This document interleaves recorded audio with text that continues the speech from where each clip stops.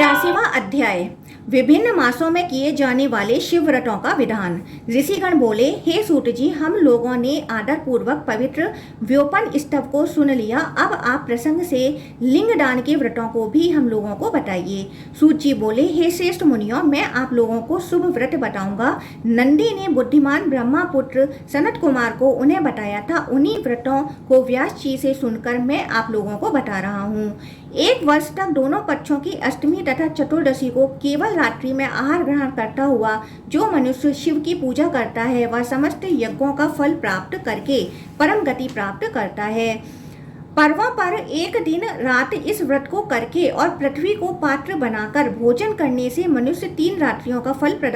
प्राप्त करता है। जो मनुष्य महीने की दोनों पंचमी तथा प्रतिपदा तिथियों में क्षीरधारा व्रत करता है, अर्थात केवल दुग्ध के आहार पर रहता है, वह अश्वमेघ यज्ञ का फल प्राप्त करता है। कृष्ण पक्ष की अष्टमी से कृष्ण पक्ष की चतुर्दशी तक केवल रात में भोजन करने वाला भोगों को प्राप्त करता है और अंत में ब्रह्मलोक जाता है। जो मनुष्य ब्रह्मचर्य में स्थित रहकर क्रोध को वश में करके तथा शिव ध्यान परायण होकर 1 वर्ष तक सभी पर्वों में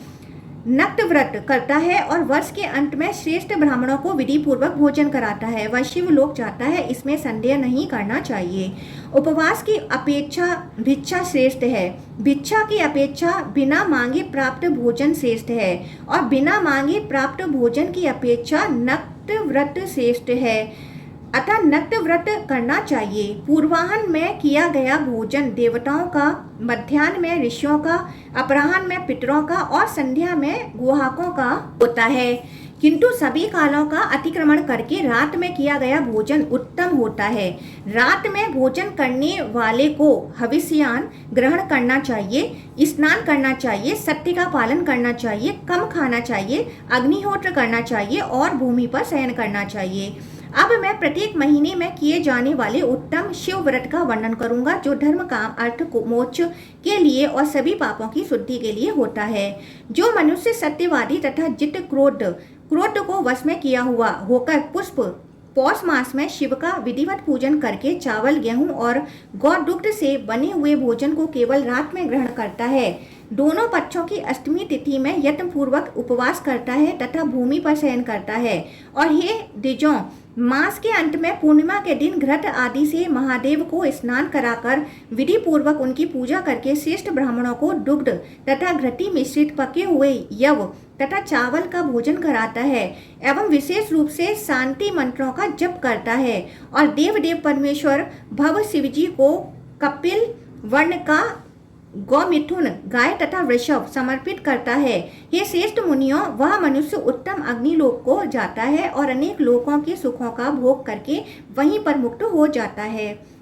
माघ मास में जो मनुष्य पूजन करके केवल नक्त भोजन करता है, घृतयुक्त कृषर का आहार ग्रहण करता है, इंद्रियों को वश में किए रहता है, दोनों पक्षों की चतुर्दशी में उपवास करता है, पूर्णिमा के दिन रुद्र को घृत कंबल अर्पित करता है, कृष्ण वर्ण का गौमिथुन प्रदान करता है, शिव की पूजा करता है, अपने सामर्थ्य के अनुसार ब्राह्मणों को भोजन कराता है, वह यमलोक पहुंचकर यम के साथ आनंद मनाता है। फागुन मास आने पर जो घी तथा दूध में पकाए हुए सावा के अन्न का नक्त भोजन करता है, इंद्रियों का तथा क्रोध को वश में किए रहता है, अष्टमी तथा चतुर्दशी के दिन उपवास करता है, पूर्णिमा के दिन महादेव शंकर को स्नान कराकर उनकी पूजा करके उन शूल पाणी शिव को ताम्र वर्ण का गौमिथुन प्रदान करता है और ब्राह्मणों को भोजन कराकर परमेश्वर से प्रार्थना करता है, वह चंद्रमा का सायुज्य प्राप्त करता है, इसमें संदेह नहीं करना चाहिए। हे श्रेष्ठ मुनियों, जो चैत्र महीने में रुद्र की पूजा करके घी और दूध से युक्त तथा पके हुए साली चावल को अपने रुचि के अनुसार रात्रि में ग्रहण करता है, रात में गौशाला में भूमि पर शयन करता है, शिवजी का स्मरण करता है, पूर्णमासी के दिन शिव को स्नान कराकर श्वेत वर्ण का गौमिथुन प्रदान करता है और ब्राह्मणों को भोजन कराता है, वह नितर्ती लोक को प्राप्त करता है। वैशाख महीने में नक्त भोजन करके पूर्णमासी तिथि में पंचगव्य घृत आदि से शिवजी को स्नान कराकर श्वेत वर्ण का गौमिथुन अर्पित करके वह मनुष्य अश्वमेघ यज्ञ का फल प्राप्त करता है।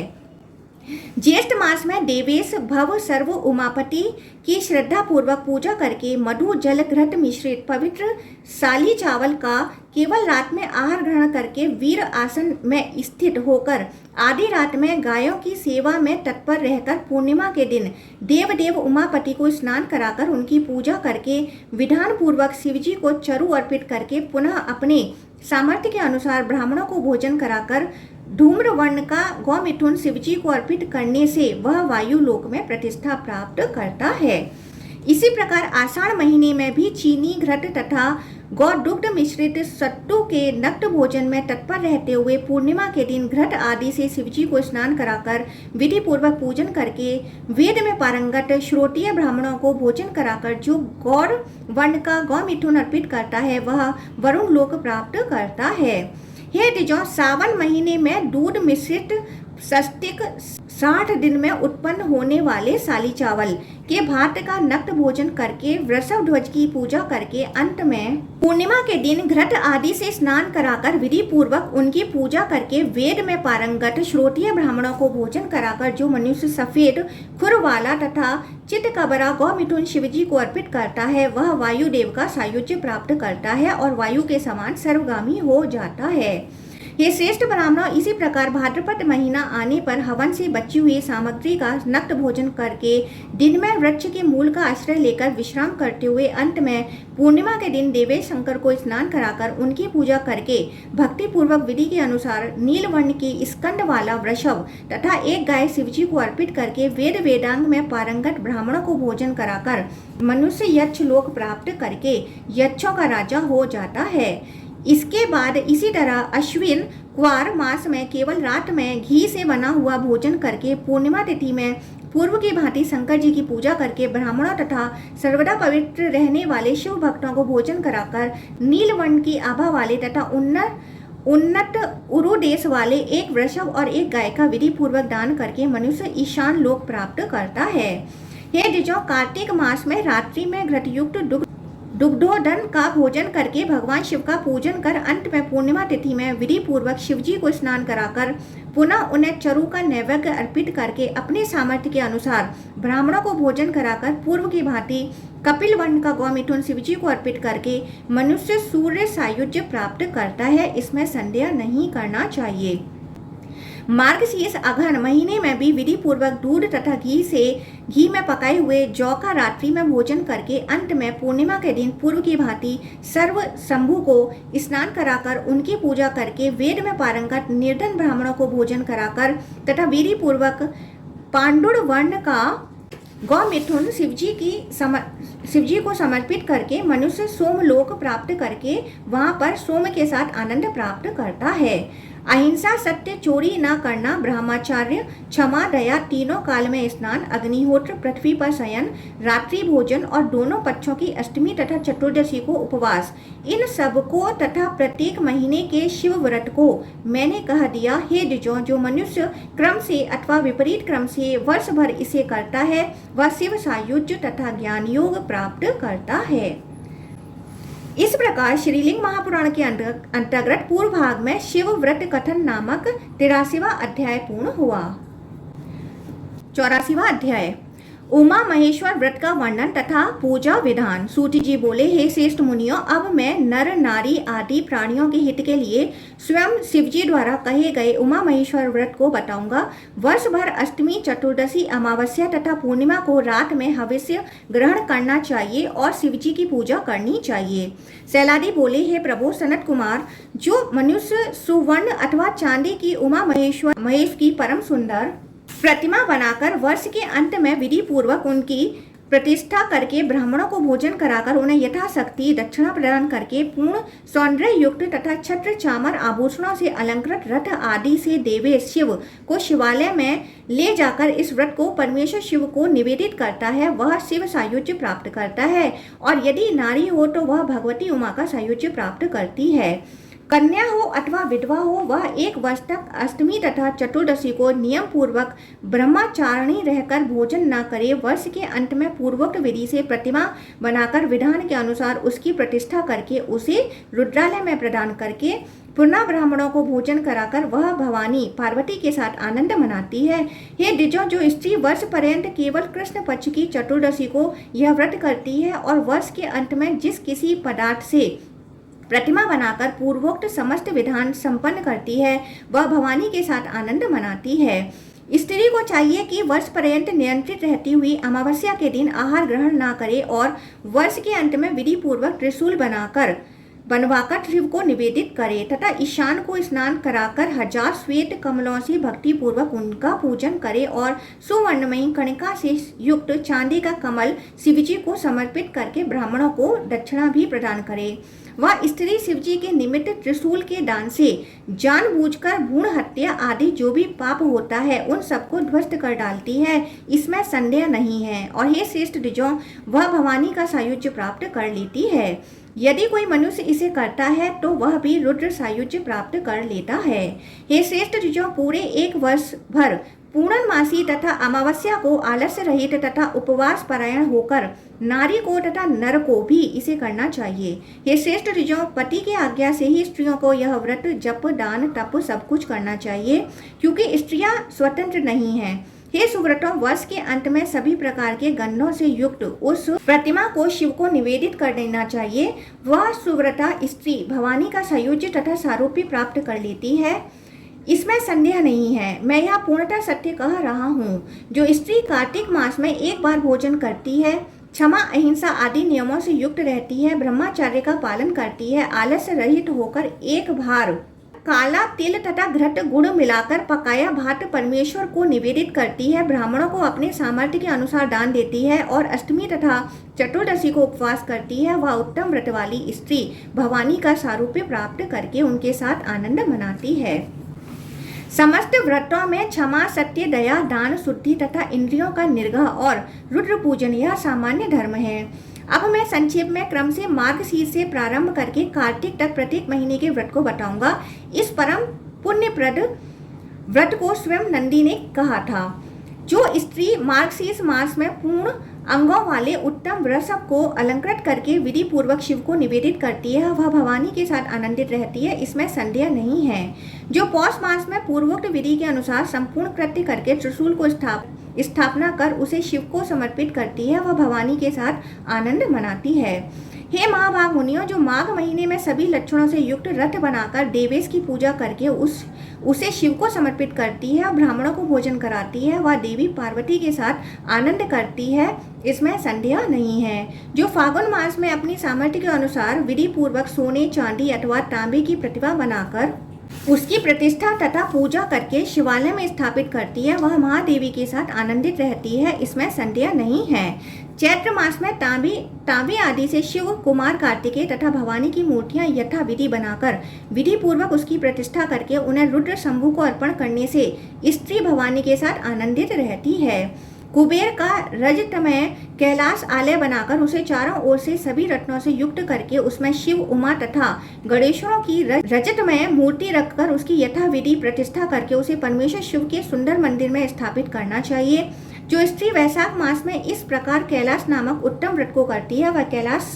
पर्वत पहुंचकर भवानी के साथ आनंद करती है। हे उत्तम ब्राह्मणों, ज्येष्ठ मास में उमापति महादेव की ताम्र आदि से एक शुंभ लिंग मूर्ति बनवाएं, जो हाथ जोड़े हुए हंस पर सवार ब्रह्मा तथा वाराह पर सवार विष्णु से संयुक्त हो और मध्य में भव महेश्वर विराजमान हो। ऐसी लिंग मूर्ति बनवाकर विधि पूर्वक उसकी प्रतिष्ठा करने के अनंतर ब्राह्मणों को भोजन कराएं और अपने कल्याण के लिए शिव को प्रसन्न करके ब्राह्मणों को साथ लेकर शिवालय में उसे विधि पूर्वक स्थापित करके वह देवी का सायुज्य प्राप्त कर लेती हैं। जो स्त्री शुभ आषाढ़ महीने में अपने सामर्थ्य के अनुसार पके हुए ईंटों से विधिवत ग्रह बनवाकर उसे सभी बीज रसों से परम सुंदर मसूल,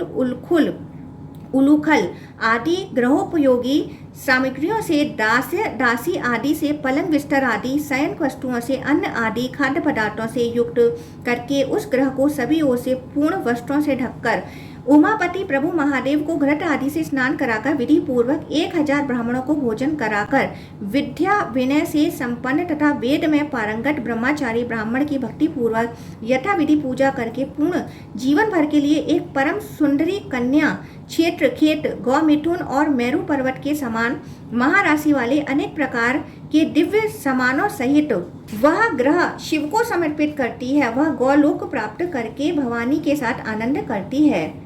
भवानी के सदृश होकर सभी कल्पों में अव्यय शाश्वत बनी रहती है और अंत में भवानी का सायुज्य प्राप्त करती है, इसमें संदेह नहीं है। सावन महीने में सभी धातुओं से युक्त तथा विचित्र ध्वजों से सुशोभित तिल पर्वत शिव को समर्पित करना चाहिए। जो स्त्री वितान ध्वज वस्त्र धातु आदि सहित तिल पर्वत निवेदित करती है और अंत में ब्राह्मणों को भोजन कराती है, उसे पूर्व में कहा गया सब कुछ प्राप्त हो जाता है। जो भाद्रपद मास में वितान ध्वज वस्त्र धातु आदि सहित साली चावल का सुंदर पर्वत बनाकर उसे शिव को समर्पित करती है और ब्राह्मणों को भोजन कराकर विधि पूर्वक उसका दान करती है, वह सूर्य की किरणों के समान होकर भवानी के साथ आनंद करती है।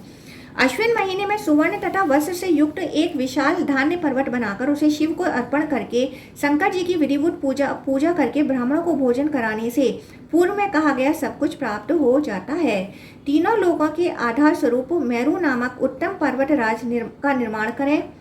जो सभी धान्यों से युक्त हो, सभी बीजों तथा रसों से परिपूर्ण हो, सभी धातुओं से संयुक्त हो, सभी रत्नों से सुशोभित हो, 4 श्रृंगों शिखर से युक्त हो, वितान तथा छत्र से सुशोभित हो, गंध पुष्प एवं अद्भुत धूपों से सुशोभित हो, विचित्र नृत्य गानों से शोभायमान हो, शंख वीणा की ध्वनियों से युक्त हो, वेद ध्वनियों से और विशेषकर मंगल सूचक प्रार्थना आदि से अत्यंत पवित्र हो, 8 बड़ी ध्वजाओं से युक्त हो और विचित्र पुष्पों से सुशोभित हो। उस पर्वत के शिखर पर मध्य में धातु निर्मित शिव को विराजमान करें। दक्षिण में चतुर्मुख ब्रह्मा, उत्तर में निर्विकार देव देवेश नारायण, इंद्र आदि लोकपालों को भक्ति पूर्वक यथा विधि विराजमान करके उनकी प्रतिष्ठा करने के अनंतर स्नान कराकर महेश्वर की पूजा करके महादेव के दाहिनी हाथ में देव पूजित त्रिशूल तथा बाएं हाथ में पास,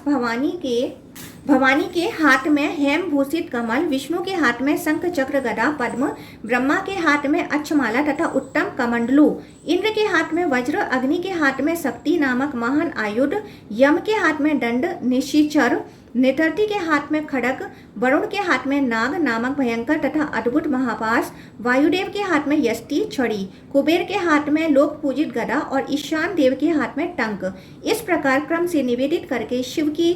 चरु समन्वित महान पूजा करके अपने सामर्थ्य के अनुसार सभी देवताओं की पूजा करें। इसके बाद ब्राह्मणों को भोजन कराकर प्रयत्न पूर्वक उनका सम्मान करके महामेरु व्रत